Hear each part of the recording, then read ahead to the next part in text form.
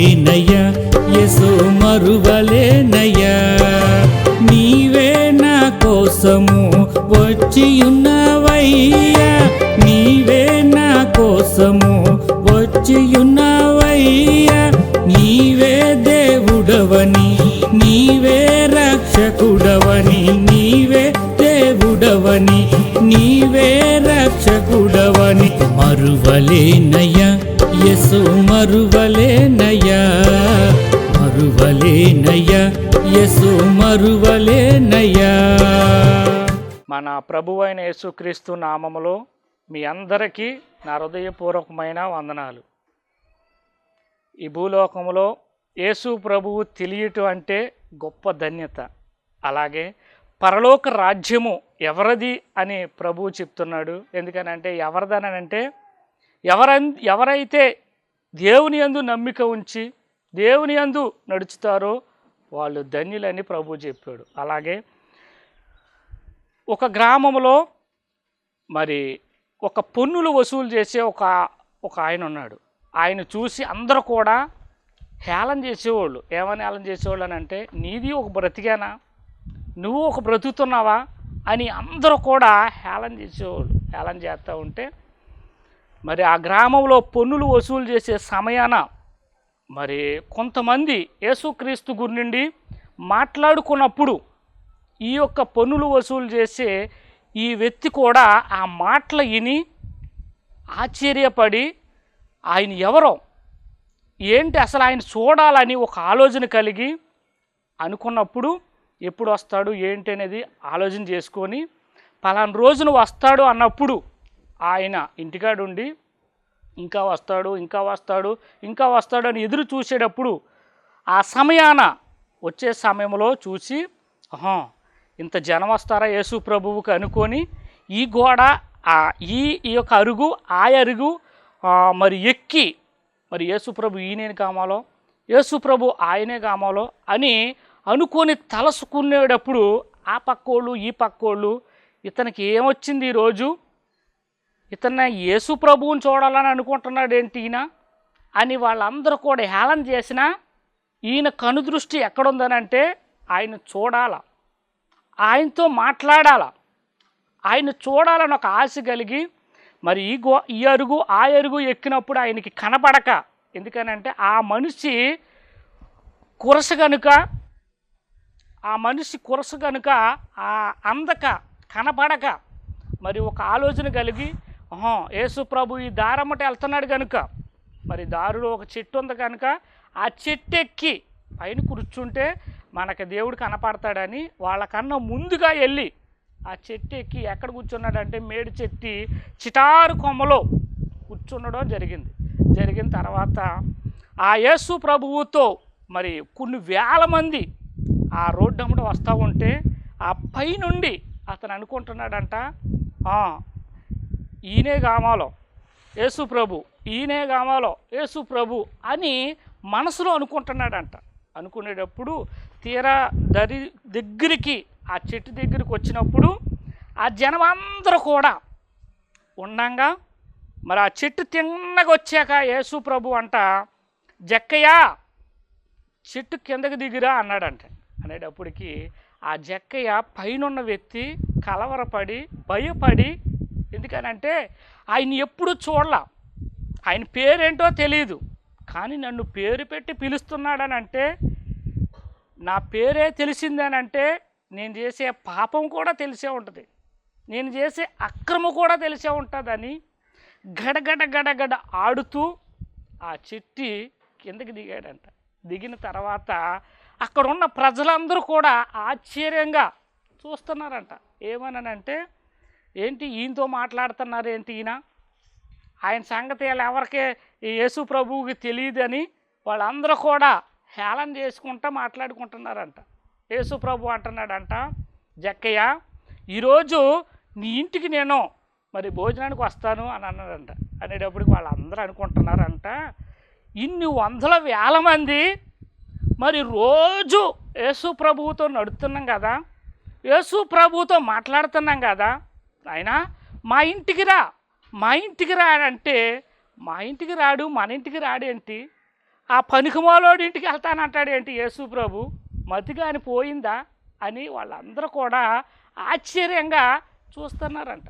చూసినప్పుడు ఈ జక్కయ్య ఆ యేసు ప్రభువుని వాళ్ళ ఇంటికి ఆహ్వానించినప్పుడు ఆనందము పట్టలేక, సంతోషము పట్టలేక మరి ఆయన అంటున్నాడంట, అయ్యా నేను ఎంతో ఘోరమైన పాపిని అని యేసు ప్రభు దగ్గర ఒప్పుకొని ఇంట్లోకి వెళ్ళి ధనమంతా కూడా తెచ్చి, అయ్యా నేను వడ్డీ వ్యాపారం చేసేవాడిని, నేను వడ్డీ వ్యాపారం మీద సంపాదించానయ్యా, కానీ వంతుకి 4 వంతులు చప్పున వీళ్ళందరికీ ఇచ్చేస్తానన్నప్పుడు వాళ్ళందరూ ఏమనుకుంటున్నారనంటే, ఈయనకి ఏమన్నా పిచ్చి పట్టేదా, ఈమెకి ఏమన్నా ఇలా మతిపోయిందా, ₹1 బిల్ల కూడా పోనివ్వని వ్యక్తి ఏదన్నా డబ్బులు కట్టకపోతే, వడ్డీ కట్టకపోతే ఇంట్లో సామానం అంతా కూడా బయటేసే వ్యక్తి ఈ మాట మాట్లాడుతున్నాడేంటి అని ఆశ్చర్యపడి అందరూ కూడా గలిబిలి అయ్యారు. ఏంటి ఇది, ఎక్కడా చూడలేదే, ఎక్కడ వినలేదే అని ఆశ్చర్యపడుతున్నారు. ఈయన అంటున్నాడు, అయ్యా నా జన్మ ధరించిందయ్యా, నాకు విమోచన దొరికిందయ్యా, నేను వెళ్ళే రాజ్యం నాకు కనబడుతుంది నాయన అని ఆనందంతో వాళ్ళందరికీ కూడా వంతుకి 4 వంతులు ఇచ్చి ఆనందం చేస్తుంటే తండ్రి అంటున్నాడంట, దేవుడు యేసుప్రభు అంటున్నాడంట, అయ్యా ఈరోజు నీకు కాదు రక్షణ, నీ ఇంటికి కూడా రక్షణ వచ్చేది అన్నప్పుడు ఆనందంతో కేకలేచాడంట. ఎందుకనంటే ఈ లోకంలో మనుషులైతే పైరూపమని చూస్తారు, కానీ దేవుడు ఆత్మరూపమని చూడగలిగిన దేవుడు. ఎందుకనంటే నీ ఆత్మలో ఏముందో ఆయన చెప్పగలిగిన సమర్థుడు. అందుకే కీర్తన గ్రంథం 139 అధ్యాయంలో దేవుడు రాయించాడు ఏమనంటే, నేను కూర్చుంటుట, నేను లేచుట, నేను పడుకుండుట, నేను నడుచుట సమస్తము దేవుడు చూస్తున్నాడని దావీదు చెప్పినట్లుగా మనం నడుస్తున్నది ప్రతిదీ ఆయన గమనిస్తున్నాడు, మనం మాట్లాడుతున్న ప్రతిదీ ఆయన ఆలకిస్తున్నాడు, మనం చేసే ప్రతి పని ఆయన చూస్తున్నాడు. నీవు యథార్థమంతుడుగా నీతిమంతుడిగా ఉంటే నీ దేవుడు ఎన్నడూ విడిచిపెట్టడంటున్నాడు. అలాగే వాళ్ళందరూ కూడా ఆ గ్రామంలో ఉన్న వాళ్ళందరూ కూడా ఈ జక్కయ్య పనికిరాడు అనుకున్నారు. ఈ జక్కయ్య ఎందుకో పనికిరాడు, ఈయనకు కూడా దేవుడు కావాలా అనుకున్నారు. కానీ దేవుడు అతని రూపమును చూడాల, అతనిలో ఉన్న ఆత్మను చూశాడు ఆయన. ఎందుకనంటే ఎవరిలో ఏ ఆత్మ ఉందో కూడా తెలియదు. అందుకు నా ప్రియ సహోదరుడా, ఏది శాశ్వతము కాదు, కానీ నీ పుట్టిన బిడ్డలో నిన్ను పోషించలేరు, నీ కన్న తల్లిదండ్రులు కూడా నిన్ను పోషించలేరయ్యా. కానీ దేవుడు ఒక్కడే నడిపించగలిగిన సమర్థుడు. ఈ లోకంలో మనుషులను నమ్ముకునుట కంటే యెహోవాను నమ్ముకునుట మేలు, రాజులను నమ్ముకునుట కన్నా యెహోవాను ఆశ్రయించుట మేలు అంటున్నాడు. ఈ లోకంలో ఎవరిని నమ్మినా వ్యర్థము, ఎవరిని నమ్మినా మోసం చేస్తారు, కానీ దేవుని నమ్మితే ఎన్నడూ మోసము చేయడు. అందుకే యేసు ప్రభువు చెప్తున్న మాట, ఒక్క మాట ఆలకించండి. లోకాధ్యాయము 6వ అధ్యాయము 20వ వచనములో ప్రభు ఈ విధంగా శిశువులకు చెలవిస్తున్నాడు.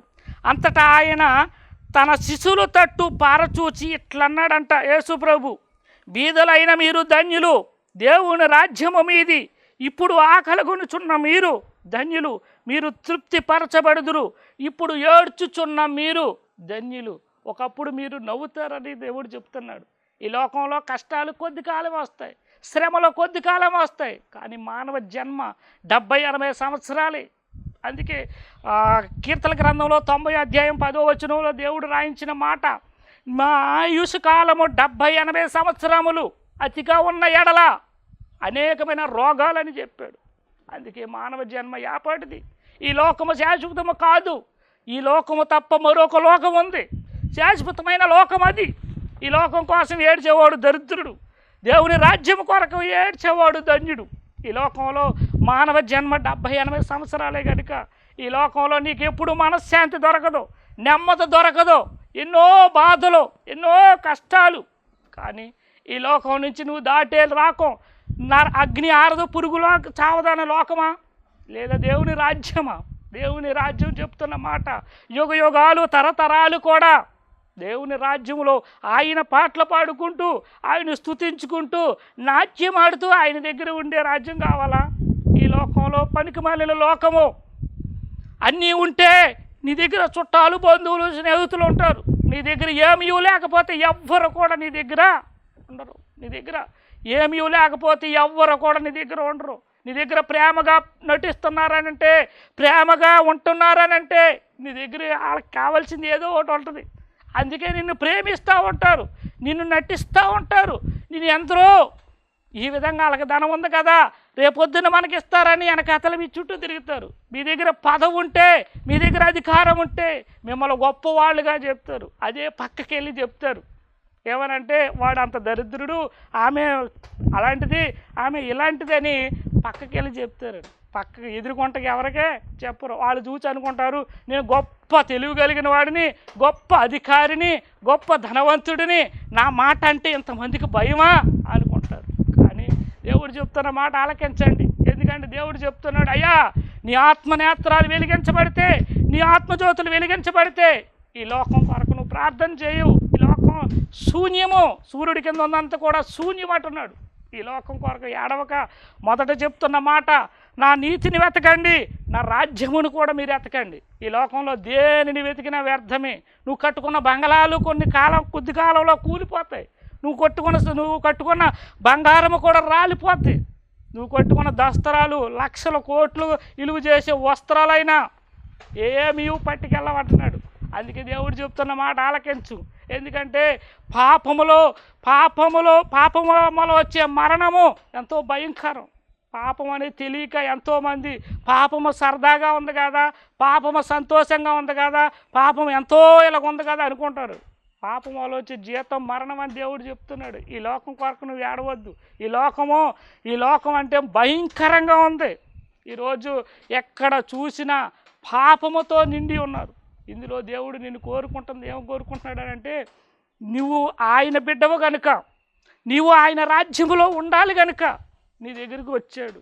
ఎలా వచ్చాడనంటే, ఒక మనిషి రూపములో ఒకరి మీద ఆయన ఆత్మను ఉంచి ఈరోజు నీతో మాట్లాడుతున్నాడు సూటిగా. అయ్యా ఎంతకాలమో ఆయన్ని మోసం చేస్తావు, ఎంతకాలం ఆయన్ని తెలియదన్నట్లుగా నువ్వు జీవిస్తావు. ఈ లోకం శాశ్వతము కాదు కనుక ఇప్పుడైనను నువ్వు తెలుసుకొని ఆయన మాటకి లోబడి, ఆయన మాటల ప్రకారంగా జీవించి, ఆయన మాటల ప్రకారంగా బ్రతికితే నీ జన్మ ధన్యం. అందుకు ఈ లోకం కొరకు నువ్వు ఏడవక, ఈ లోకం కొరకు నువ్వు జీవించక ఆయన కొరకు జీవించినట్లయితే నీ ఆత్మ యుగ యుగాలు తరతరాలు కూడా దేవుని రాజ్యము చేరగలుగుతుంది. అదే రకంగా ఇంకొక మాట చూపించి మరి ముగించడం జరుగుతుంది. ఎందుకంటే దేవుడు చెప్తున్న మాట,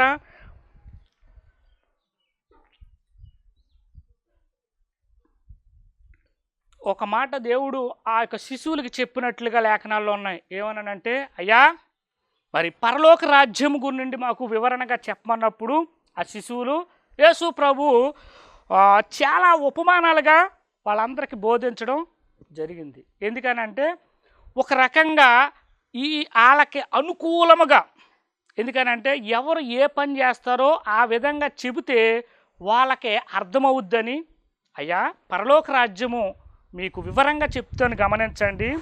పరలోక రాజ్యము సముద్రములో వెయ్యబడిన ఒక వలను పోలి ఉన్నదని ఆ శిశువులకి చెప్పాడని దేవుడు చెప్పినప్పుడు వాళ్ళందరూ కూడా ఆ వివరణ తెలుసుకోవడానికి ప్రయత్నం చేశారు. ఏమనంటే, అయ్యా వలను పోలి ఉన్నదన్నావు నాయన, మరి సముద్రంలో మేము వేస్తాం కదా, వేసినప్పుడు మరి దరికి లాగినప్పుడు మరి యేసుప్రభు అంటున్నాడు, మీరు దరికి లాగుతారు కదా, లాగినప్పుడు ఆ అనేకమైన చేపలు, అనేకమైన జాతులు మరి ఆ వలలో చిక్కుబడి ఆ ఒడ్డుకు చేరినప్పుడు మీకు కావలసిన మట్టిగా మరి మీ సంచులో వేసుకొని కనమయన్నీ కూడా మరి అక్కడ విడిచిపెట్టి వెళ్తారు కదా.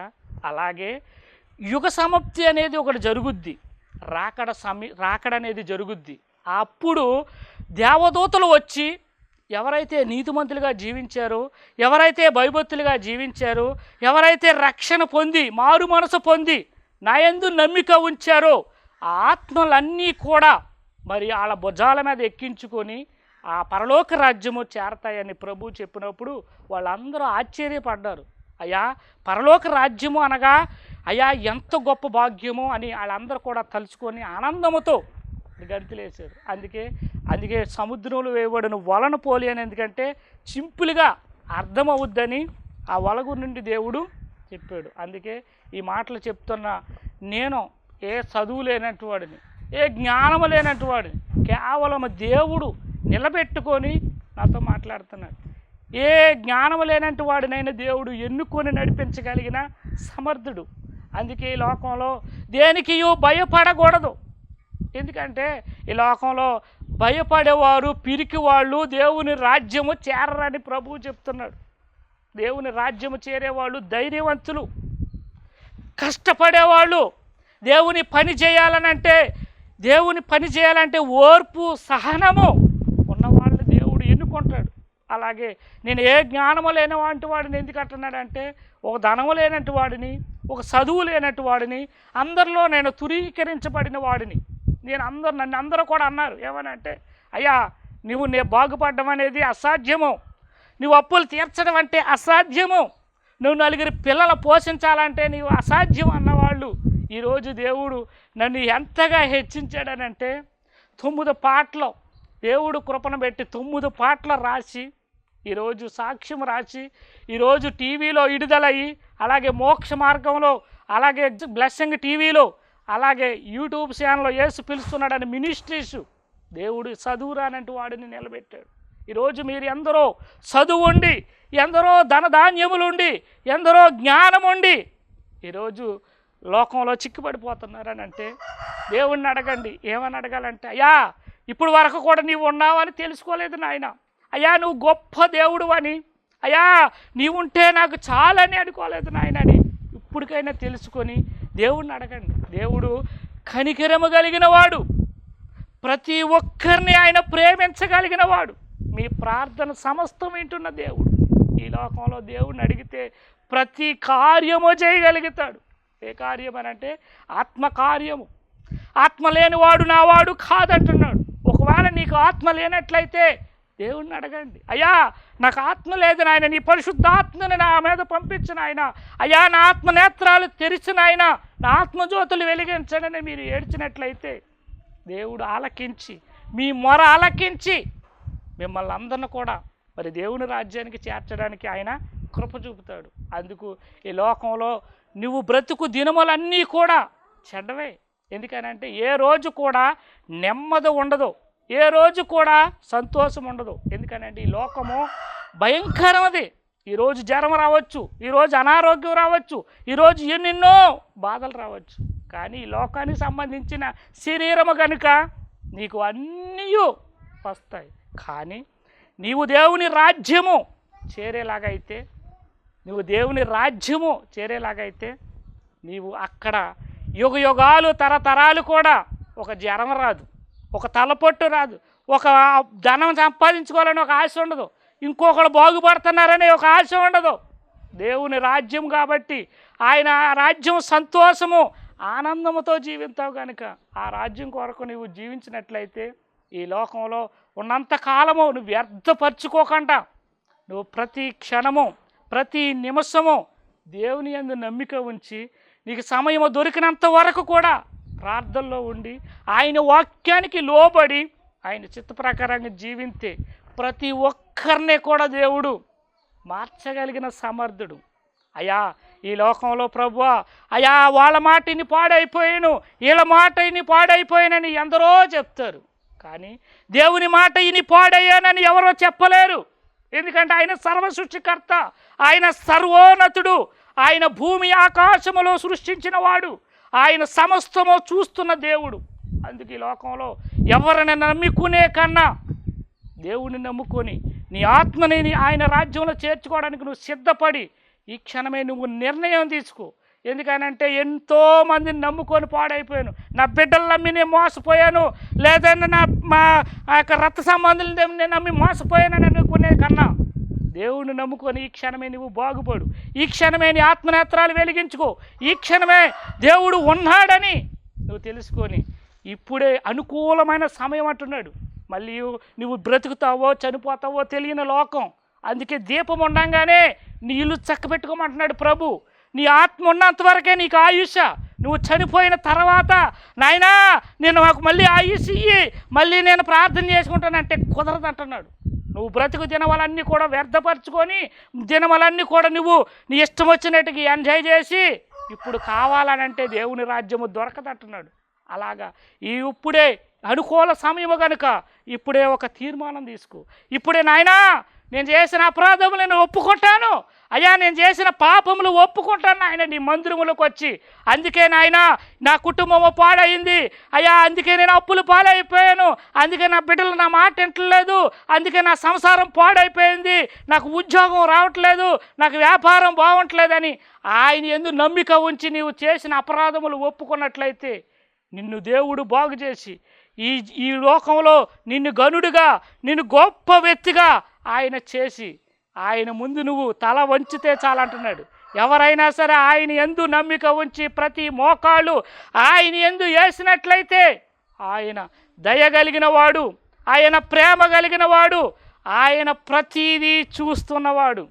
అందుకు ఈ క్షణమే తీర్మానం తీసుకొని దేవుని రాజ్యానికి, ఆ పరలోక రాజ్యానికి మీరు చేరేటట్లు మీరు సిద్ధపడవాలని ఈ దేవుడు ఈ యొక్క భాగ్యము మీ అందరికీ కలగాలని ప్రభు మిమ్మల్ని అందరిని కూడా దీవించడానికి సిద్ధంగా ఉన్నాడు. తలలు వంచినట్లయితే మరి ప్రార్థన చేసుకుందాం. ఇప్పుడు వరకు కూడా ఎన్నో మర్మములు, ఎన్నో విషయాలు, ఎంతో గొప్ప గొప్ప మాటలు దేవుడు మాట్లాడాడు. అవన్నీ కూడా మీరు నమ్మి విశ్వసించి ఆయన చిత్త ప్రకారంగా నడిచినట్లయితే మీ ఆత్మనేత్రాలు తెరుస్తానంటున్నాడు, మీ ఆత్మజ్యోతులు వెలిగిస్తానంటున్నాడు.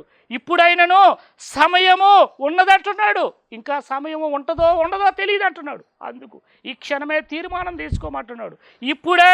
ఇప్పుడే ఉన్న కాడే మోకాళ్ళేసి నాయనా నేను చేసిన అపరాధములను నన్ను క్షమించు అయ్యా, నేను చేసిన దోషములను నన్ను క్షమించు అయ్యా, నేను చేసిన పాపములను నేను ఒప్పుకుంటానని నువ్వు ఎప్పుడైతే ఆయన యందు నమ్మిక ఉంచి మోకాళ్ళ నుండి ప్రార్థన చేస్తావో నీ ఆత్మనేత్రాలు తెరిచి నీకు నెమ్మదిని కలగజేస్తాడు, నీకు ఆరోగ్యాన్ని ఇస్తాడు, నీకు ఈ లోకంలో ఎవరికి లేని ధైర్యమును దేవుడు కలగజేస్తాడు. అలాగే ఉండి దేవుని యందు నమ్మిక ఉంచి ఈ లోకయాత్ర ముగించేంత వరకు కూడా ఆయన కాపుదల, ఆయన కృప మీ మీద కుమ్మరించునుగాక. ఆమేన్. దేవుడు మిమ్మల్ని అందరిని కూడా బహుగా దీవించునుగాక.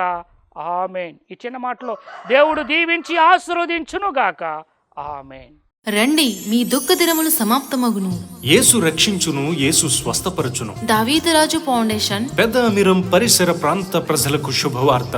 దేవుడు ఏర్పాటు చేత యేసు పిలుచుచున్నాడు మినిస్ట్రీస్ ఆశ్చర్యకరంగా యేసయ్య జరిగించుచున్నారు. దేవుని పిలుపుకు లోబడి పాస్టర్ పి దావీదురాజు గారు, శ్రీమతి దైవకృప గారు పెద్ద అమీరంలో పరిచర్య జరిగించుచున్నారు.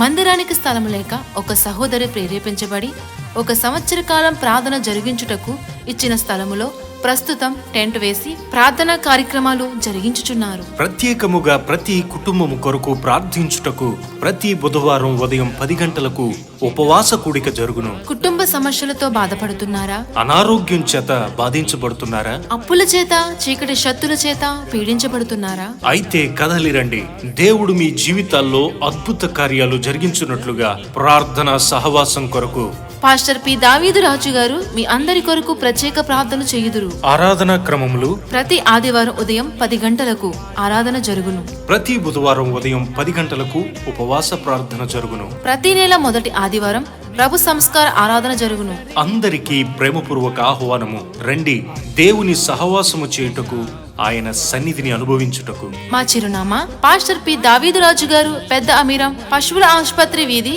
రింగుబండు, జువలపాలెం రోడ్, పశ్చిమ గోదావరి జిల్లా, ఆంధ్రప్రదేశ్. మీ ప్రార్థన అవసరతల కొరకు మా ఫోన్ నెంబర్ 9505861627 9390901628.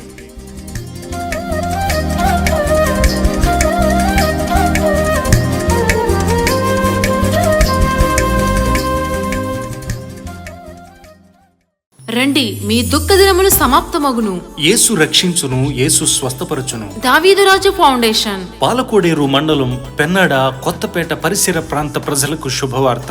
దేవుని ఏర్పాటు చేత యేసు పిలుచుచున్నాడు మినిస్ట్రీస్ ఆశ్చర్యకరంగా యేసయ్య జరిగించుచున్నారు. దేవుని పిలుపుకు లోబడి పాస్టర్ పి దావీదురాజు గారు, శ్రీమతి దైవకృప గారు పెన్నాడ కొత్తపేటలో పరిచర్య జరిగించుచున్నారు. ప్రస్తుతం టెంట్ వేసి ప్రార్థన క్రమాలు జరిగించుచున్నారు. ప్రత్యేకముగా ప్రతి కుటుంబం కొరకు ప్రార్థించుటకు ప్రతి నెల మొదటి గురువారం ఉదయం 10 గంటలకు ఉపవాస కూడిక జరుగును. కుటుంబ సమస్యలతో బాధపడుతున్నారా? అనారోగ్యము చేత బాధించబడుతున్నారా? అప్పుల చేత, చిక్కుడు శత్రుల చేత పీడించబడుతున్నారా? అయితే కదలి రండి, దేవుడు మీ జీవితాల్లో అద్భుత కార్యాలు జరిగించినట్లుగా ప్రార్థనా సహవాసం కొరకు. భీమవరం నుండి వచ్చుచున్న దైవజనులు పాస్టర్ పి దావీదు రాజు గారు మీ అందరి కొరకు ప్రత్యేకముగా ప్రార్థన చేయుదురు. ఎవరున్నారయ్యా యేసయ్యా, ఆనాడు ఈనాడు ఉన్నావు యేసయ్యా. రండి, మీ దుఃఖ దినములు సమాప్తమగును. యేసు రక్షించును, యేసు స్వస్థపరచును. దావీదు రాజు ఫౌండేషన్. ఆకివీడు దగ్గర భీమవరం పరిసర ప్రాంత ప్రజలకు శుభవార్త. దేవుని ఏర్పాటు చేత యేసు పిలుచుచున్నాడు మినిస్ట్రీస్ ఆశ్చర్యకరముగా యేసయ్య జరిగించుచున్నారు. దేవుని పిలుపుకు లోబడి పాస్టర్ పి దావీదురాజు గారు, శ్రీమతి దైవకృప గారు ఆకివీడు దగ్గర భీమవరంలో పరిచర్య జరిగించుచున్నారు. ప్రస్తుతం టెంట్ వేసి ప్రార్థన క్రమాలు జరిగించుచున్నారు. ప్రత్యేకముగా ప్రతి కుటుంబం కొరకు ప్రార్థించుటకు ప్రతి నెల మొదటి సోమవారం ఉదయం 10 గంటలకు ఉపవాస కూడిక జరుగును. కుటుంబ సమస్యలతో బాధపడుతున్నారా? అనారోగ్యము చేత బాధించబడుతున్నారా? అప్పుల చేత, చీకటి శత్రు చేత పీడించబడుచున్నారా? అయితే కదలి రండి, దేవుడు మీ జీవితాల్లో అద్భుత కార్యాలు జరిగించున్నట్లుగా ప్రార్థనా సహవాసం కొరకు. భీమవరం నుండి వచ్చుచున్న దైవజనులు పాస్టర్ పి దావీదు రాజు గారు మీ అందరి కొరకు ప్రత్యేకంగా ప్రార్థన చేయుదురు. నీవే రక్షకుడవని, నీవే దేవుడవని, నీవే రక్షకుడవని మరువలేనయ్యా యేసు మరువలే. రండి, మీ దుఃఖ దినములు సమాప్తమగును.